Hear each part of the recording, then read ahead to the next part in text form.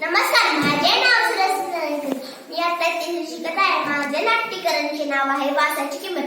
कुंदापूर गावाच्या अंग्रेजवाडी शिवाजी राहायची. 8-9 वर्षाची शिवाजी होती परिचयातून.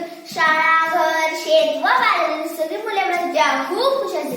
रविवारी कुंदापूरचा आठवडे करायचा. शेतातील भाजी विकायची. शिवाजीचे आई बाबाही सोबत जायचे. सुट्टीमुळे सोबत शिवानीही जायची.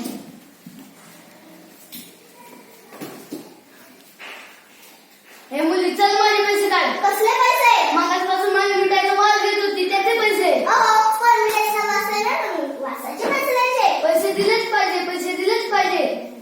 काय माणूस आहे हा? नेहमी असंच काहीतरी विचित्र वागतो. वासाचे पैसे खुळाच दिसतोय. थांबा, मी पैसे घेऊन येते.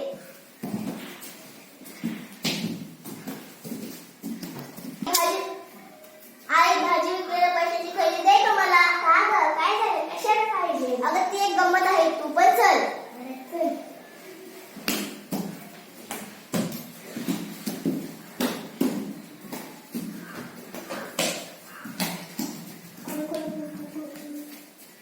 मिळाले पैसे. कसले पैसे कुठून मिळाले? मी तुमच्याकडून काय घेतले? वासाचे पैसे.